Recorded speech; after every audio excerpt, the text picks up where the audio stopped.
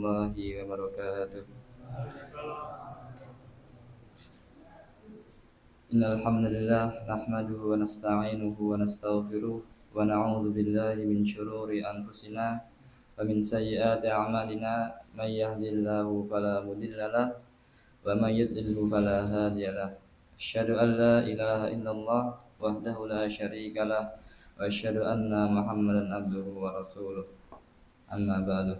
Qala Allah Ta'ala fi kitabil karim, a'udzu billahi minasyaitonir rajim. Ya ayyuhalladzina amanu kutiba 'alaikumus syiyam kama kutiba 'alal ladzina min qablikum la'allakum tattaqun. Wa qala ya ayyuhalladzina amanu sabiru wa sabiru wa rabitu wattaqullaha la'allakum tuflihun. Wa qala Rasulullah sallallahu alaihi wasallam, man shoma ramadhana imanan wa ihtisaban ghufira lahu ma taqaddama min dzambi. Pertama-tama marilah kita ucapkan puja dan syukur kita kehadirat Allah Subhanahu wa taala karena lantaran kenikmatan yang Allah berikan kepada kita sehingga kita dapat melaksanakan salah satu perintah Allah Subhanahu wa taala kepada umat Nabi Muhammad sallallahu alaihi wasallam, yaitu salat Isya secara berjamaah, dan yang dilanjutkan dengan sunnah umat Nabi Muhammad sallallahu alaihi wasallam ketika di bulan Ramadan, yaitu salat tarawih dan dilanjutkan witir. Kedua kalinya selawat serta salam semoga selalu tercurahkan pada junjungan kita Nabiullah Muhammad sallallahu alaihi wasallam yang lantaran perjuangan beliau hingga saat ini kita dapat merasakan manisnya iman dan Islam. Jamaah salat Isya dan salat tarawih yang semoga dimuliakan Allah Subhanahu wa taala. Dalam kehidupan kita kesehari-harian atau dalam kehidupan kita di dunia ini ada satu episode atau satu kejadian yang ketika kejadian ini tidak terjadi maka rasanya seperti ada yang kurang, yaitu adalah ujian kehidupan. Seperti yang Allah firmankan dalam surat Al-Baqarah ayat 155 yang berbunyi, A'udzubillahi minasyaitonir rajim, wa lanabluwannakum bisyai'im minal khaufi wal ju' wa naqsim minal amwali wal anfusi wath thamarat wa basyiris sabirin. Yang artinya, dan kami menguji kalian dengan ketakutan, minal khaufi wal ju', dan kelaparan, wa naqsim minal amwal, kekurangan harta, wa naqsim wal amwal wal anfusi, dan kematian, wa thamarat, kekurangan buah-buahan atau makanan, wa basyiris sabirin, dan berikanlah kabar gembira kepada orang-orang yang bersabar. Ujian dalam kehidupan kita selalu silih berganti. Ujian satu selesai disusul dengan ujian yang lainnya. Jadi seolah-olah ujian tidak akan pernah selesai dalam kehidupan kita. Terkadang juga ketika Allah memberikan kepada kita ujian, belum selesai satu ujian sudah disusul dengan ujian yang lain. Seperti ketika ada seorang petani yang saat itu petani tersebut mengalami gagal panen. Jadi belum sempat petani itu menutupi kerugian gagal panen, sudah disusul dengan matinya sapi yang saat itu ahlinya sapinya mau dijual namun sudah mati terlebih dahulu. Maka itulah ujian yang kadang belum selesai satu ujian sudah disusul dengan ujian yang lain. Dan itulah makna kehidupan ini, karena dunia ini Allah ciptakan untuk Bani Adam atau manusia sebagai tempat ujian yang tidak akan pernah selesai.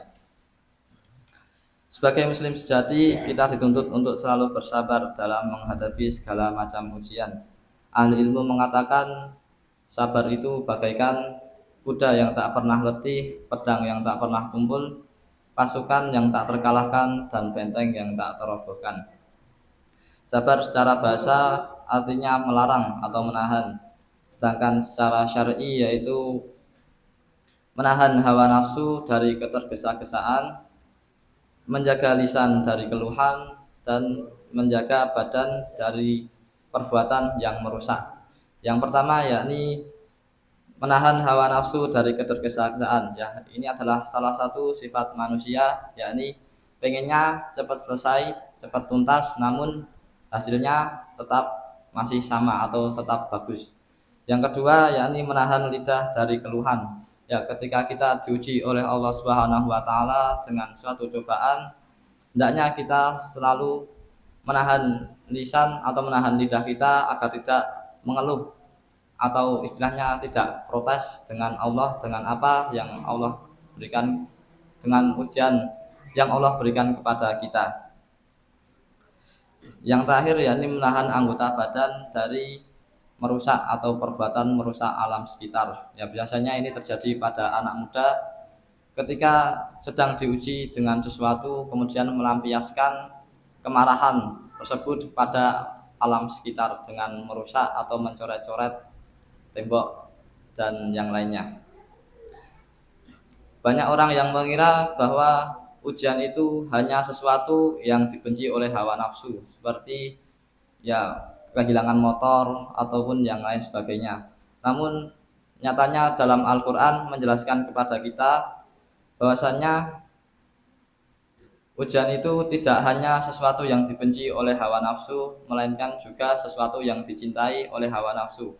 Sebagaimana yang Allah firmankan dalam Al-Quran surat Al-Anbiya ayat 35 yang berbunyi kullu nafsin dha'iqatul maut wa nabluukum bisyarri wal khairi fitnah wa ilaina turja'un. Yang artinya setiap yang bernyawa pasti akan merasakan kematian dan kami menguji kalian dengan keburukan dan kebaikan sebagai fitnah dan hanya kepada kamilah kalian akan kembali. Ibnu Katsir menafsirkan tentang ayat ini, beliau berkata, kadangkala Allah menguji kita dengan sesuatu yang menguji kita dengan berbagai musibah. Namun kadangkala Allah juga menguji kita dengan nikmat yang begitu indah, kadang kita terlena. Allah memberikan pada kita musibah dan juga nikmat sebagai ujian untuk melihat siapa orang yang bersabar dan siapa orang yang berputus asa, dan juga untuk melihat siapa yang bersyukur dan siapa yang kufur dengan nikmat Allah Subhanahu wa taala. Jadi tidak selamanya ujian itu hanya sesuatu yang dibenci oleh hawa nafsu, namun kadang ujian itu bisa berupa yang dicintai hawa nafsu, seperti diberikan rumah yang mewah, berikan berbagai petak sawah yang luas, dan juga motor yang banyak. Itu juga terkadang bisa menjadi sebuah ujian untuk melihat siapa yang bersyukur dan siapa yang kufur terhadap nikmat Allah Subhanahu wa taala. Al-Quran telah memberikan kabar gembira kepada orang-orang yang bersabar. Yang pertama, Allah berfirman dalam surat As-Sajdah yang berbunyi wa ja'alna minhum a'immatan yahduna bi amrina lamma sabaru wa kanu bi ayatina yuqinun. Yang artinya kami menjadikan di antara mereka pemimpin yang memberi petunjuk kepada perintah-perintah kami ketika mereka bersabar, dan mereka itu terhadap ayat-ayat kami mengimaninya atau meyakininya. Al-Qurtubi berkata tentang tafsir ayat ini, karena kesabaran mereka maka mereka itu dijadikan pemimpin. Mereka bersabar ketika mereka bersabar terhadap agama atau ketika diberikan ujian agama ataupun ketika diberikan musibah. Sedangkan Ibnu Katsir menambahkan tentang tafsiran ayat ini, tatkala mereka bersabar terhadap perintah Allah dan meninggalkan larangan-larangannya dan menerangkan rasul-rasulnya serta mengikuti ajaran mereka atau ajaran rasul-rasul Allah, maka mereka itu termasuk pemimpin yang memberikan petunjuk kepada kebenaran yang Allah perintahkan dan mengajak kepada perbuatan kebaikan dan menyuruh pada hal yang ma'ruf dan mencegah dari hal yang mungkar. Yang kedua, yakni di surat Al-Anfal Allah berfirman wasbiru innallaha ma'as sabirin, yang artinya dan bersabarlah, sesungguhnya Allah itu bersama orang-orang yang bersabar. Jadi ketika Allah sudah bersama seorang hambanya, tidak ada nikmat yang lebih tinggi dari itu. Karena kenapa?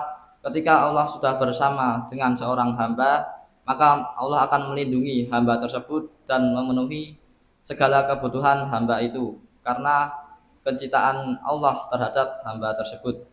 Dan yang ketiga yakni di surat Al-Baqarah ayat 155 hingga ayat 157 yang berbunyi A'udzubillahi minasyaitonirrajim wa basyyiris sabirin alladzina idza asabathum musibatun qalu inna lillahi wa inna ilaihi raji'un ulaika alaihim shalawatun mir rabbihim wa rahmah wa ulaika humul muhtadun, yang artinya dan berikanlah kabar gembira kepada orang-orang yang bersabar, yaitu orang-orang yang ketika kami berikan sebuah musibah, mereka berkata, sesungguhnya kami ini milik Allah dan sesungguhnya kami hanya kepada Allah lah kami akan kembali.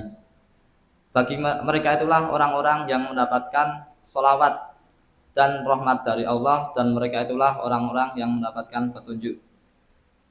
Tiga keutamaan sekaligus akan menjadi milik orang yang bersabar, seperti yang diungkapkan Al-Qurtubi. Yang pertama yaitu mendapatkan sholawat dari Allah Subhanahu wa Ta'ala berupa ampunan, berkah, pujian-pujian, dan kemuliaan dunia dan akhirat. Kemuliaan yang kedua yaitu mendapatkan rahmat Allah berupa terpenuhi hajat segala hajatnya, dan hilang segala kesusahannya serta pahala yang berlipat ganda. Yang ketiga yaitu mendapatkan petunjuk dari Allah Subhanahu wa Ta'ala ke jalan yang benar dan diridainya. Jamaah salat tarawih yang semoga dimuliakan Allah Subhanahu wa Ta'ala, dari beberapa ayat-ayat yang Allah firmankan dalam Quran mengenai keutamaan-keutamaan bersabar, kami mengajak kepada jamaah seluruhnya, marilah kita menjadi orang yang bersabar dalam keadaan sempit maupun lapang, dalam keadaan susah maupun senang. Karena ada banyak keutamaan ketika orang bersabar. Banyak keutamaan orang-orang yang bersabar ketika menghadapi ujian Allah yang diberikan kepada kita semua. Mungkin ini saja yang dapat kami sampaikan. Apabila banyak kekurangan dan kesalahan dalam tutur kata maupun perilaku, kami mohon maaf sebesar-besarnya, karena kami ini juga hanyalah manusia yang tak luput dari namanya kesalahan. Billahi taufiq wal hidayah, waridha wal inayah, wallahu a'lam bishawab. Wassalamualaikum warahmatullahi wabarakatuh.